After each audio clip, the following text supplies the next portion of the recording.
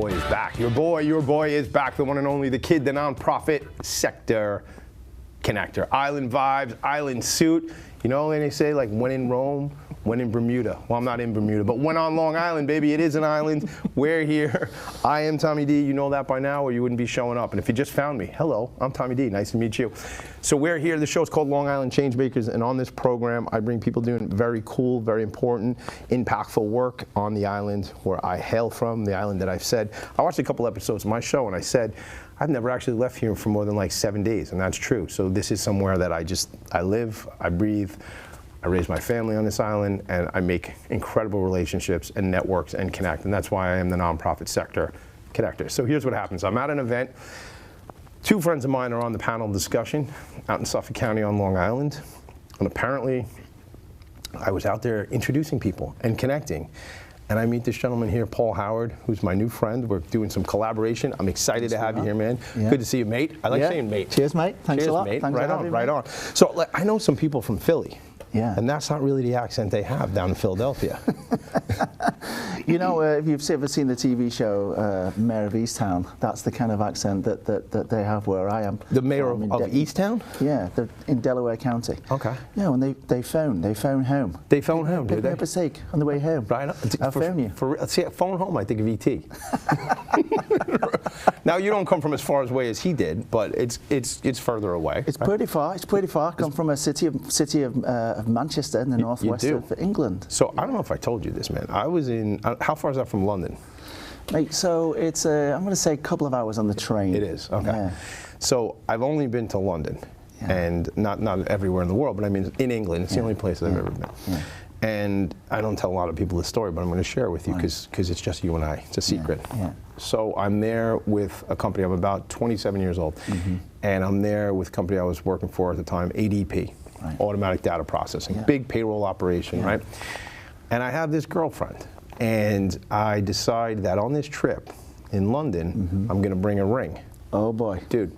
So Oh boy. So I travel. I didn't wear these beads at the time, but I probably had like on a. It was kind of like a Guido at this point in my life. So I had like a sterling silver necklace, and I had the engagement ring, which cost more than a couple bucks, on the necklace. Okay. Because I got to go through, security, the whole deal. So we go out. We're there. We're celebrating President's Club, the whole thing, and I'm at the Ritz. Yeah, well, this is they put you up. This is what they do. Not on my dime, right? But they, when you work for these companies, they put you up. You did a good job. Let's celebrate. So I said to my girlfriend, I said, hey, what are you wearing? What kind of jewelry are you going to wear tonight? So she goes, I'm going to wear this necklace, that my brother gave me. Right. So I said, well, why don't you wear this? I did the whole thing right there. Got down on one knee and proposed in the Ritz-Carlton in London, and that's my story about. That's what I got, brother. Come on, come on. That's what I've done in the UK. That's my whole story. I take from that you proposed to your now wife on the company dollar. Yeah, I guess I did. Do you think I should expense something? I don't know. Listen, you're gonna get in trouble. We're gonna do business together. So now you're getting me. That was literally. I'm 47 years old. We're raising 4 kids together, and that's phenomenal. Then we went over to Ireland for like 4 or 5 days. Wonderful. Did the Cliffs of Moher, which is beautiful. Yeah. Have you been to Ireland? Yeah, I have plenty of times. Plenty of times. It's so close. Yeah. England, Wales, Scotland, Ireland. We're all just so close to each other. It's just dead easy to get over there. How often do you get back home? Well, I aim for twice a year. COVID wasn't easy. So has it been a bunch of years? No, I got home last year when I turned 50. Did you? That's a big number. Big number. I'm on my way there. I'm staring at it. Yeah. It's like, it's like a block away. Mate, yeah. You look better than I did when I was 47, 48. Well, anyway, thanks. That's all I can say. My wife told me on somewhere over the Atlantic Ocean that we were going to pick up the bill for the party that we were hosting. Wow. Yeah. Wow. Yeah. I guess that's one of those things where, what are you going to do? Jump out of the plane? I mean, she knows me well. She's kind of stuck at that point. You're kind of stuck. You're up in the air. I can't make a big deal of it. That's what they say. They say things are up in the air. You might think this is funny now. You might get tired of all this shenanigans. I won't. No? I won't. All right. I won't. So let's tell this story. I want to hear your story, but even before we do that, you saw me in this room. We're hanging around a little bit. Tell that, because I keep telling people what I think happened. I got up. I've lived just south of Philadelphia, and it took, what, 4 or 5 hours for me to get to the place on Long Island, public transport. And I get there and I think, I'm just gonna settle. I'm gonna stand in the corner. I'm just gonna get a cup of coffee and something to eat. And I see this gentleman in the room, just gliding around the room, meeting, greeting, smiling. Everybody seemed to receive, I now know, to be you so well. You were connecting, and then eventually it was my turn. You came over and you introduced yourself, and then within 2 minutes we had, I knew that we were going to be friends. I just knew we were going to be friends. I like that. And straight away I started to think, how can I work with this guy? Because I want to work with people I like. And then you started to introduce me right away to connect dots and put me. I've got an interesting story with the Satell Institute, but you started to introduce me to the people that you instinctively seem to know that I needed to speak to. And I thought to myself, not only is this guy vivacious and somebody who I want to be around, but he's also very gracious with his connections. There's no gatekeeping going on here. No, yeah. Well, thank you for that. And I think what's really, and to kind of make the show, it's not about you telling me how great I am. That's not what it is. But I mean, it would be a good show. Yeah, I think that would be that show. I would watch. But I bring it up just to say, to give people a vision into how we originally connected. Because when we get into shortly what we can, and I think we're going to be very successful in collaborating. Yeah. It all started out at a Wilmington Trust event. Dedicated to the nonprofit sector with a panel discussion. My friend Yolanda Rabano-Gross from Options for Community Living was on that panel. My friend Suzanne Lisanti was on that panel from Puzzle HR. And that's why I'm in the room, because I got invited, great speakers. Yolanda Rabano-Gross and Options are honoring me later this month, the murder mystery event. That's a whole nother story. So I want to go back, before we get into Satell Institute, what is your background? We joke a little bit about being from overseas, but tell me your story. Gosh, so I come from Lancashire and from working class folk. My grandfather was a miner, my mum was a nurse, my father was a welder. That's awesome. Their marriage didn't make it, but I still was brought up in a house of love and laughter and music and the Christmas get-togethers. It was just a proper working class upbringing, and I was reasonably kind of clever. School came easy to me. Sport was the thing that anchored me in the school, but I wasn't exposed to anything really. How could I be? I didn't have, my family did not have those middle-class connections to expose me to the white-collar working life. And so I found myself graduating from university with no clue what it is I wanted to do. No real direction. Did you think about the trades? I mean, your dad's a welder, right? Your mom's not even. I was sick. I remember being 18 years old before I started university, walking around the industrial estate, knocking on factories to say, hey, can I have a job over the summertime? It was just it was as basic as that. I found myself straight out of university working in a local job centre, helping other people get work. And I thought, that's a job. Right, it's a job. And I thought to myself, gosh, is this it? Is this it? And then I was reading the paper, because people still read newspapers back then. This is the second time today. I did a show this morning, and my guest has been in the nonprofit space for 35 years, and she told me how she got her first job by looking in here on Long Island, the Newsday, and had an ad, and we can relate to that. Some of the young folks watching, they don't know what we're talking about. I came across an advert that said, we're short of teachers. If you have a specialist in this particular subject, which I did because I could speak French, they say, come and train to be a teacher. I thought, you know what, I don't really know what I'm doing. Sounds like it's another year at university, so I'll just go back there and do that. And then what I fell into became a 20-year career. Wow. I loved it. I loved it. Teaching. I loved teaching. I loved the interaction with the children. I loved the challenges of getting in a sea of English, creating this island of French. Wow, that's poetic. Well, you know, I mean, it is. In a sea of English, because I saw that. I do come from the land of Shakespeare. You do. So you fancy yourself a bard, do you? I mean, there are 4 men from Liverpool that I think were great writers too. Yeah, wonderful. Didn't they just teach us the basic stuff, though? You know, love. All you need is love, right? Compassion. Right. That's what I'm all about. Right. And it's not not just because I like the color pink that I dress this way. But you know, that's what teaching is. Like, almost sure, there are certain base things. You have to be an expert in your subject matter. Sure. Teaching is an artisan skill. A skill that you develop and hone over the years. But really, you are there. Those are secondary things. Really, you are there to help shape the next generation of young minds that are coming through. And these kids, they only get one crack of the whip. They only get one go at going through school. So I turned up every single day. So you took it very seriously. Yeah, you took it as an obligation, no? Absolutely. I'm very serious about even now, I will always say to people, you should be a teacher. I want the very best in life to at some point in their life, teach or coach. And I think that's really important. If we can all do that in our lives at some point, just teach or coach. It doesn't have to be a formal environment. It could be that you volunteer and run your kids' soccer team or something like that. But at some point, give that back to the younger minds coming through. Let me ask you about that, because don't you think, like, so I coached one of my son's CYO basketball team last year, right? And we won 1 game. We played more than 1 game, right? We played about a dozen, but we did get that win, right?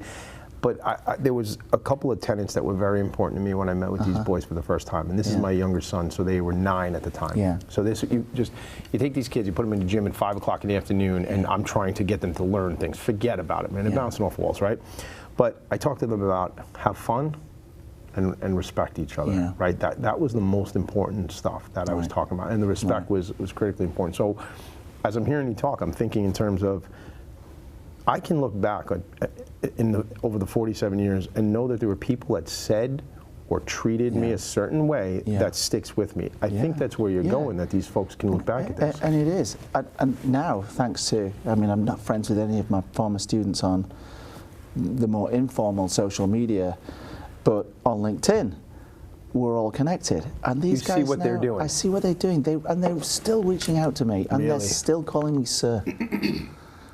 That's pretty awesome. Right, and that is the relationship that I was able to build with these kids. So you started, I mean, you were in your early 20s when you started teaching? Yeah, I was. So you weren't that far removed from where they were. That was also challenging too, right? Sure. I'm 23 years old, and I'm teaching kids 16, 17 years old in those first years. But then, you know, I began to get frustrated very quickly by the profession. It's just like, hang on a minute. I supposedly had been taught how to teach in my 12 months at university, and then in that first year of being on the job, I sat down at the end of the first year and I thought, man, this is not working. Right, the methodology that I had been taught to use, you know, I was using that in the classroom, but no matter how hard I worked and the worksheets I created and the fun and the games and the excitement and the edutainment that I had going on in the classroom, and no matter how great the relationships I built with those kids were, by and large, the majority of the kids weren't progressing as they should have been, right? The bright kids, they get it, and they will always get it. But what about the middle? What about that vast group of kids in the middle that come to school, they turn up, they enjoy me, they enjoyed the lessons, and it still wasn't sinking in? When you say it wasn't sinking, so they weren't getting it? They weren't getting it. Okay.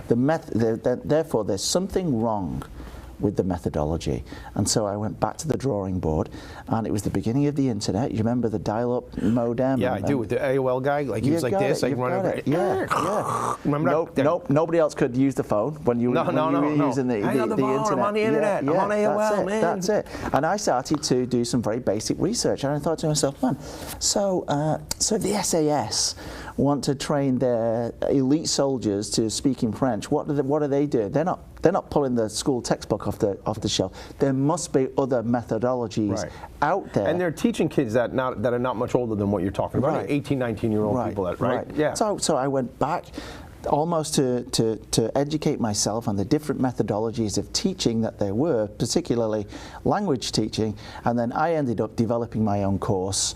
And those courses were given a National Teaching Award, and then were since published and appeared in a UK government white paper on good practice in schools, and that's what I did. Congratulations! In my that's a teaching. Huge deal. That's a big deal, man. But then I fell in love with an American, and you know. You know what it is? Like we joked before, but you guys always wanted us back, I guess, and that was like your way of. I joke that the U.S. taxpayer could save billions and billions of dollars on the arms industry by just sending American women out into the world, and we will do their bidding. Because you guys don't get this, but you guys all sound like, to us, to our ears, this mix of rock star, movie star, like you're so cool to us. You guys could come to any part of the UK, stand in a crowded pub and read out the instruction manuals of a tumble dryer.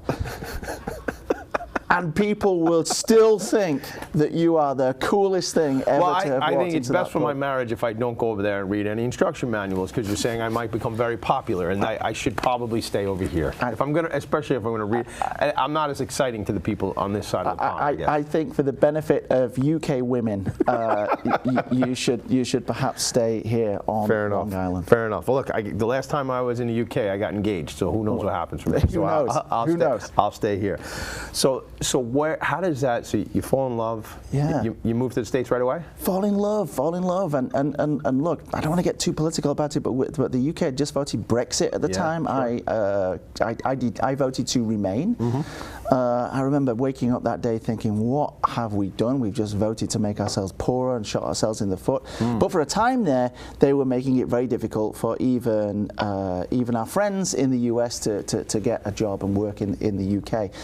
And so I ended up landing a job offer first, and that was in New York City, in Manhattan, for a British company. Okay. And it's called the Mountbatten program. They're still around, and they have a brilliant program. They bring in postgraduates to the United States on a 1-year J visa, and they come into the United States, they stay for a year, they intern at Fortune 500 companies in New York City, they live in New York City, they learn about the culture of the US and everything that it has to offer, and then they go back after a year.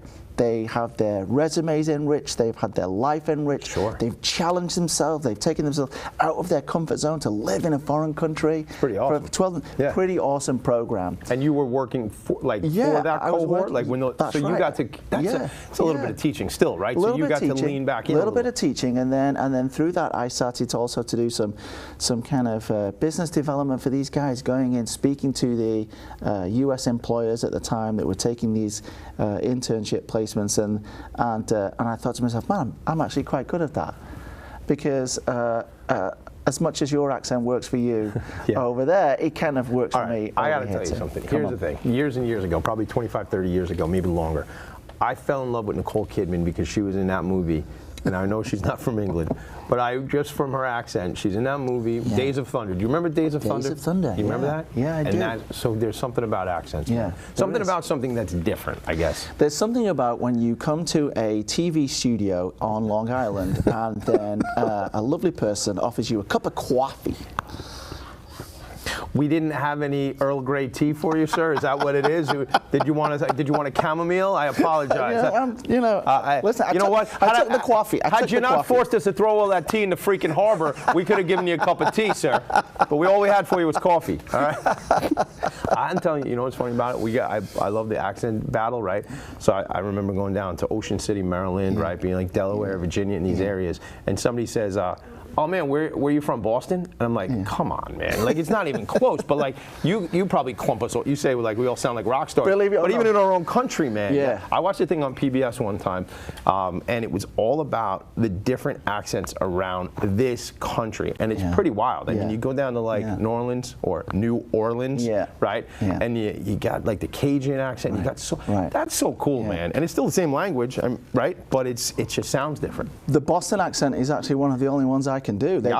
Because they say car, just like we say it. So you say that one. So we're going to a bar. Where do I park my car? I mean, you're from Old England, and that's New England. So I guess that's how it works. Yeah.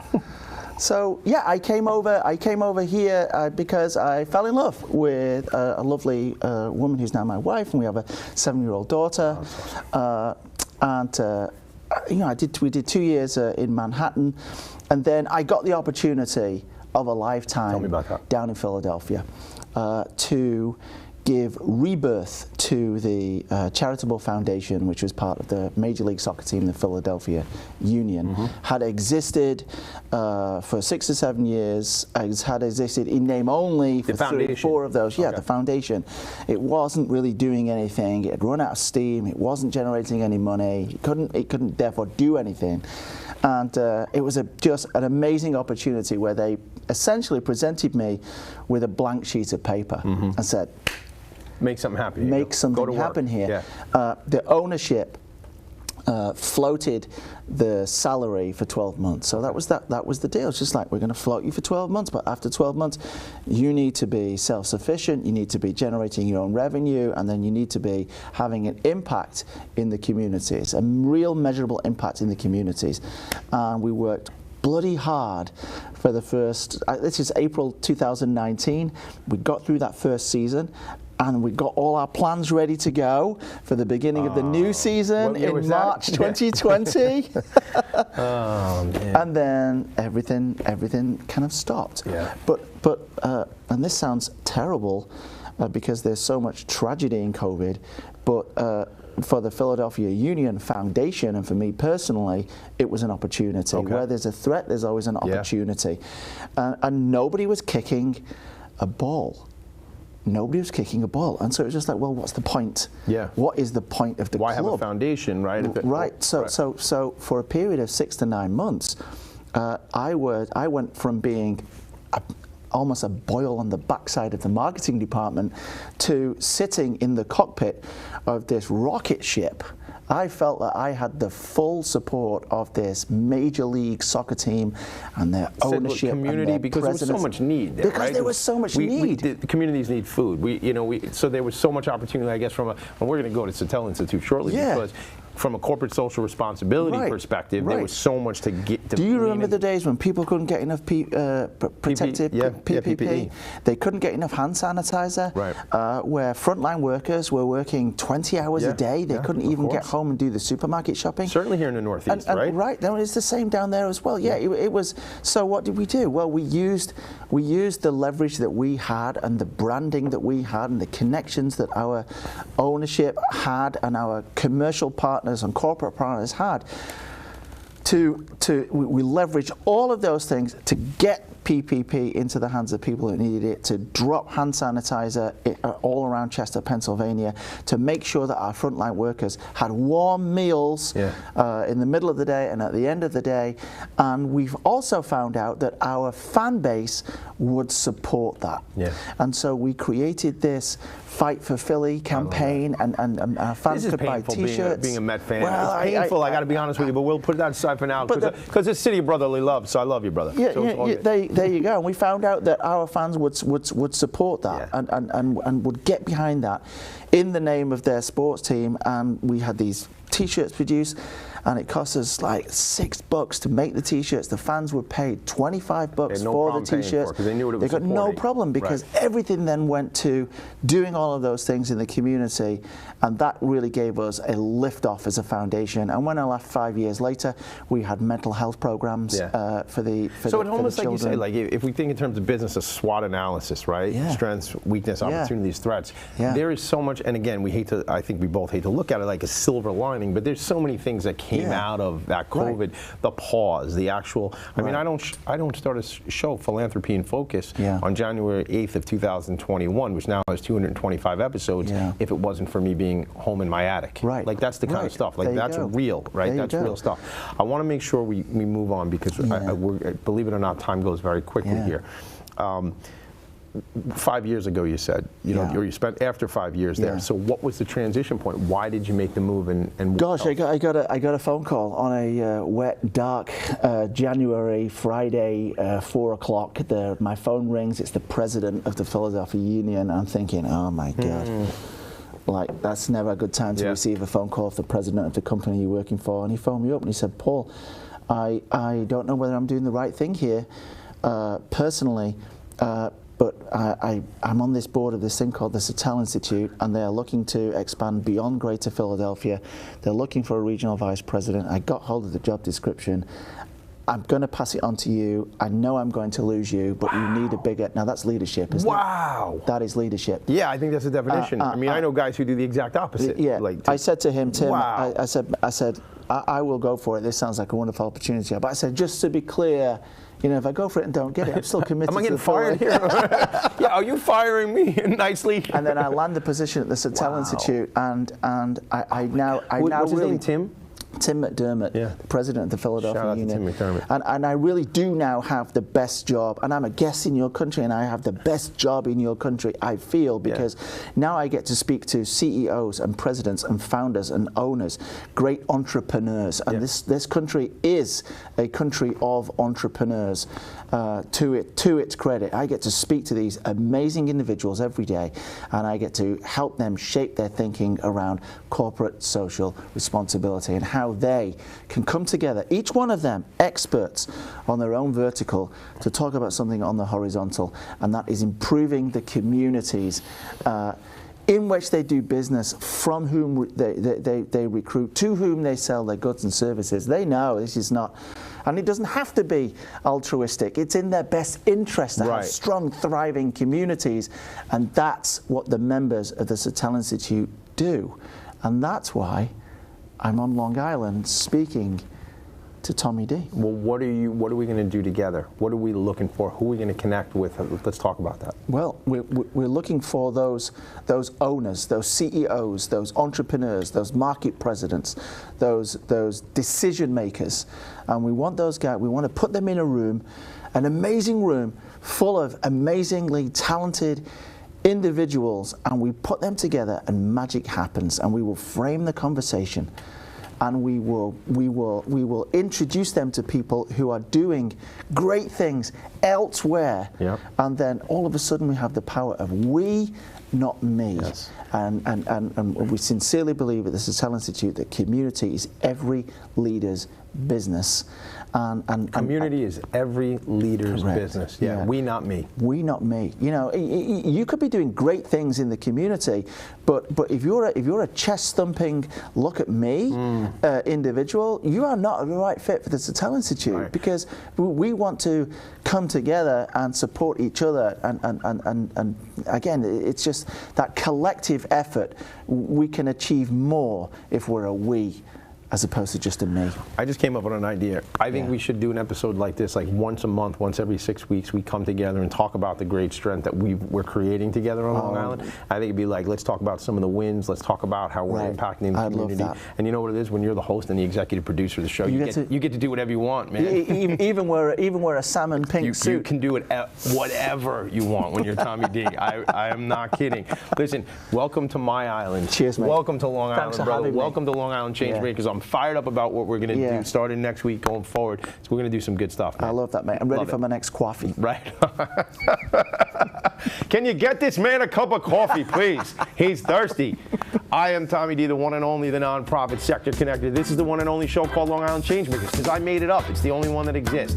Listen, meet me here. We're going to do more shows together. I appreciate you all. This has been another In Focus production. I'll see you later. Bye now.